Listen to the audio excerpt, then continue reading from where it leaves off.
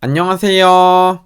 저번 시간에는 포스트를 수정하기 위해서 수정 페이지로 이동하고 유저에게 수정 페이지를 보여줄 수 있는 기능을 만들었습니다.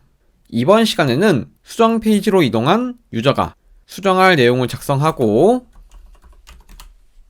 수정 버튼을 눌렀을 때 내용이 저장될 수 있도록 포스트 API 요청에 대한 기능을 만들겠습니다.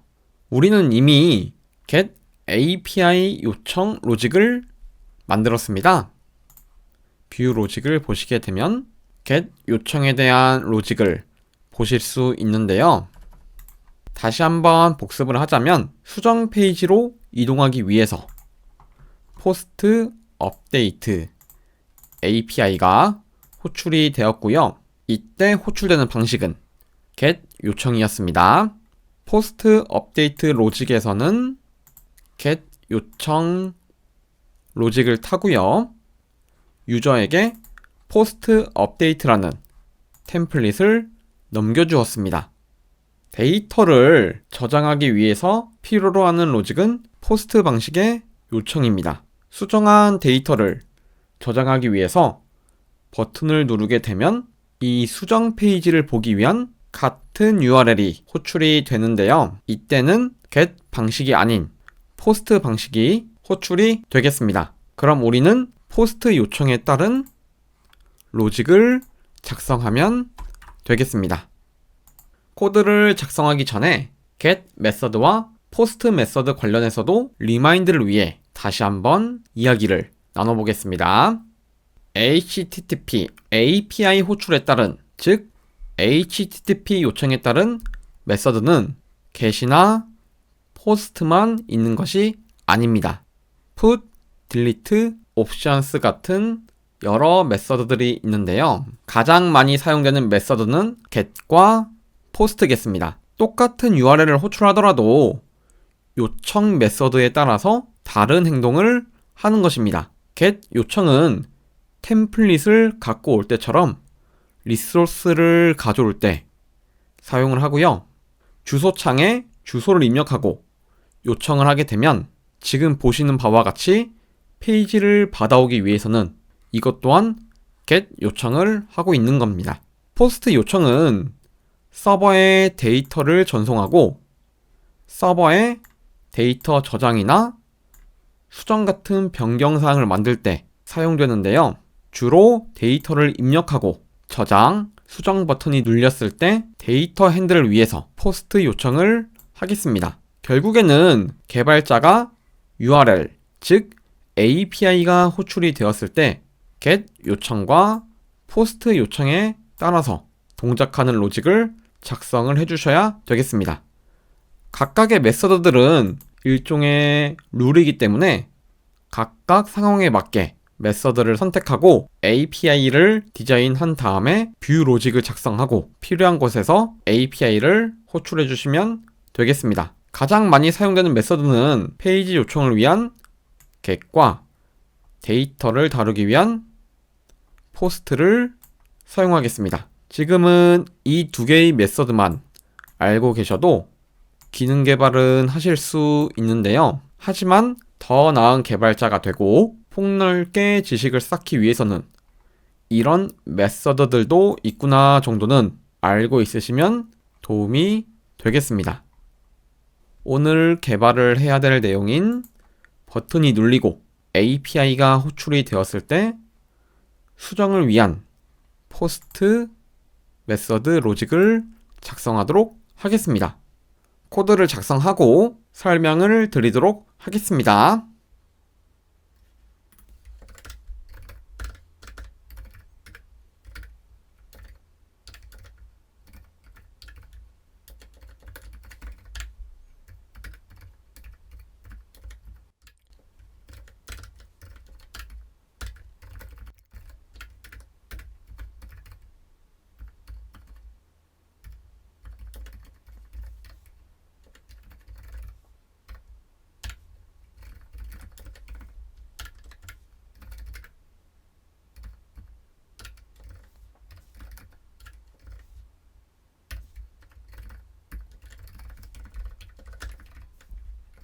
코드 작성을 완료했습니다.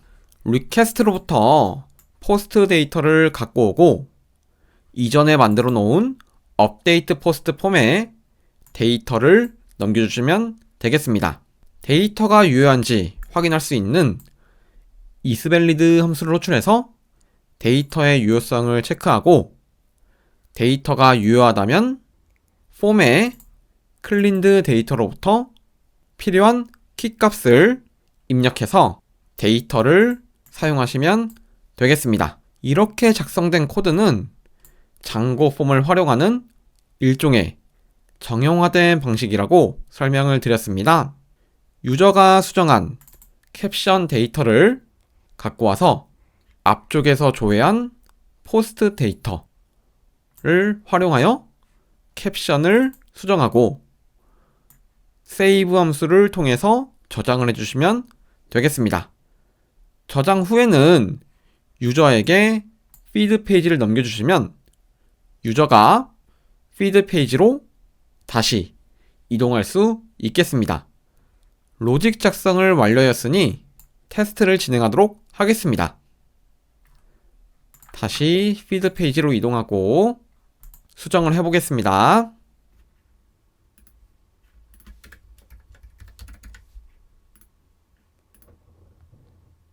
출력되는 피드 페이지의 게시물 순서가 변경이 된 것 같습니다. 수정한 게시물을 찾아서 내용을 보면 수정된 데이터의 모습을 보실 수 있겠습니다. 수정 기능은 정상적으로 동작하는 것을 확인하였습니다.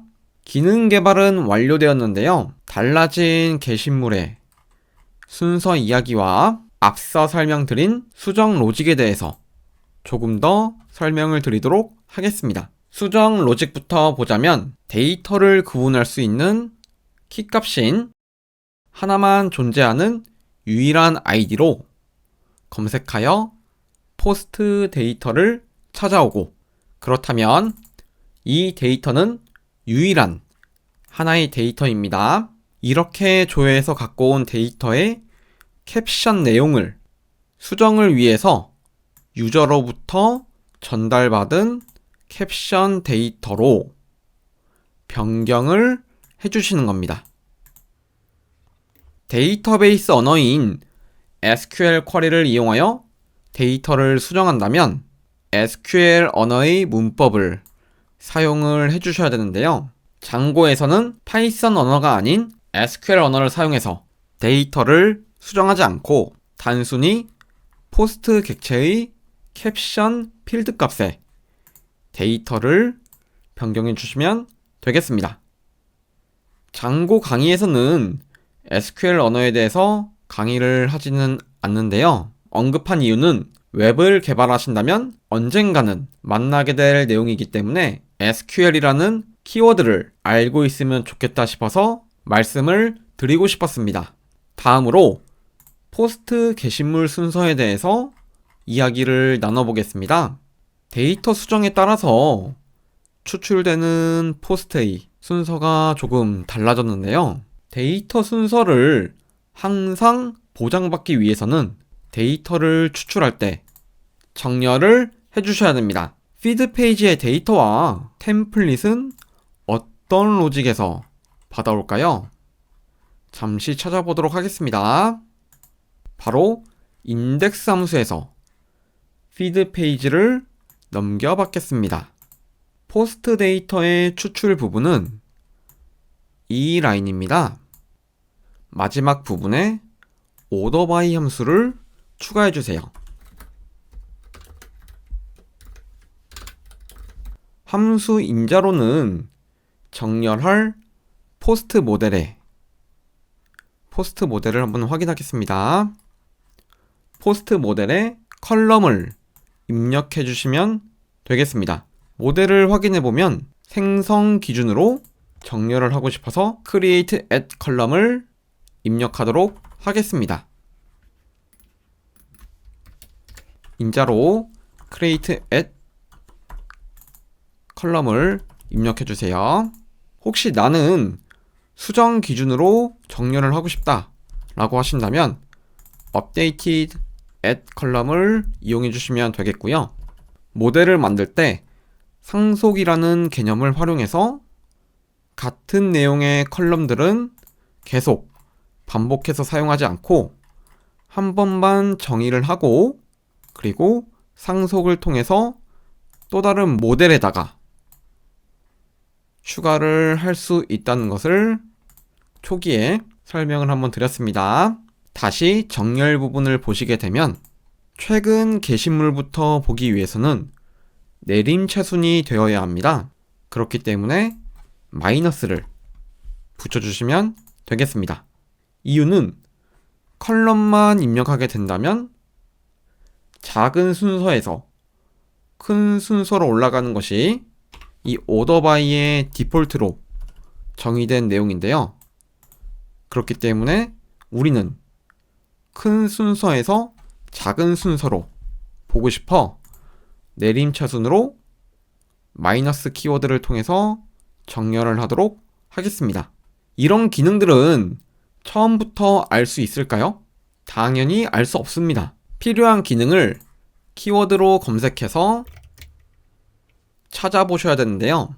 장고, 데이터, 솔트만 검색해도 내용을 확인하실 수 있겠습니다.